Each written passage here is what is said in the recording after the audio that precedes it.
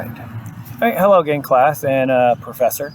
Let me introduce myself. My name is Daryl Van Hoos. I'm a student at Liberty University pursuing a doctorate in history.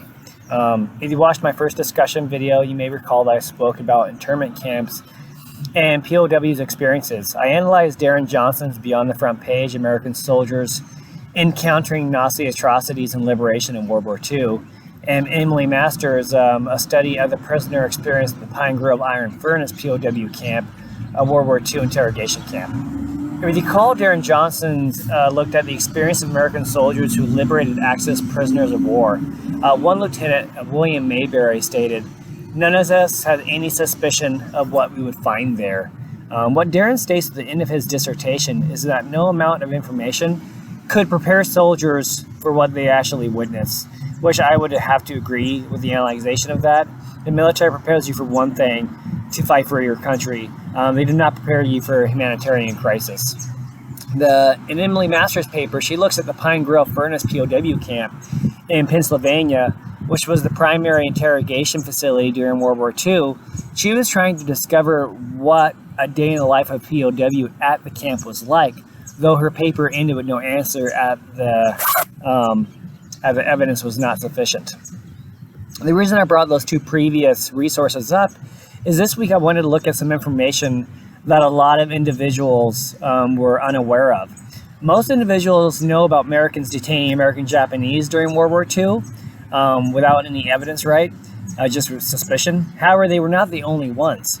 Caucasian Hawaiians who had German and Italian descent, or German and Italian parents, right, were also detained and treated like they were spies, also with no evidence, just, possible suspicion. German and Italian Americans were detained in different stations around Hawaii, but primarily at Sand Island in Oahu.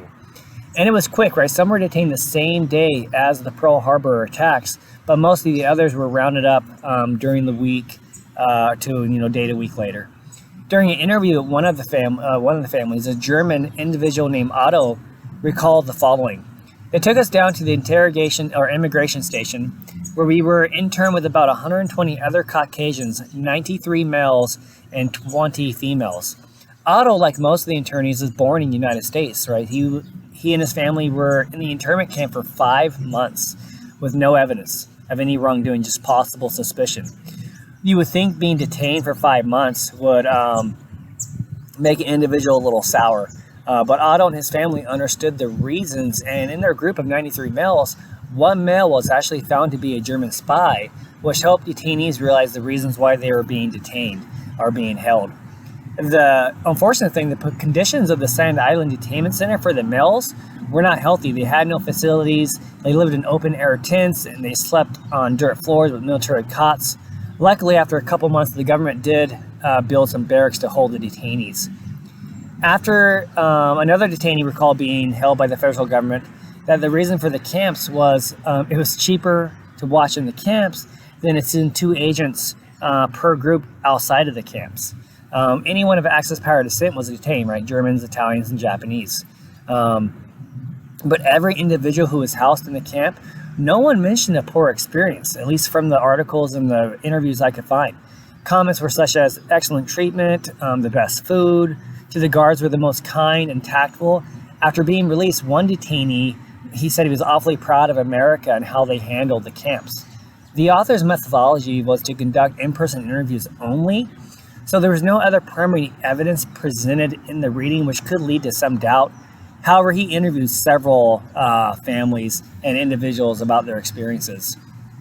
It's amazing the differences between American internment camps and European ones, right? The Germans, Italians, and Japanese were brutal to detainees, though there were some incidents in American camps as well, but they were few and far between, and unfortunately, almost all the negative incidents involved Japanese. It shows how much color of skin influenced the individual's behaviors, which is sad. The internment camps and almost the entire loss of tourism almost sunk the Hawaiian economy. The influx of military helped float the economy for a while, but after the war, most of the military left, leaving a gaping hole in the economy of Hawaii, and it took a significant amount of time for it to recover.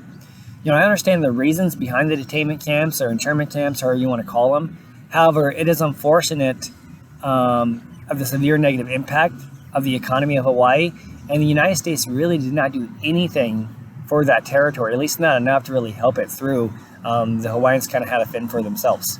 So anyways, I want to say thank you guys for listening. I hope you guys are having a great week, and take care.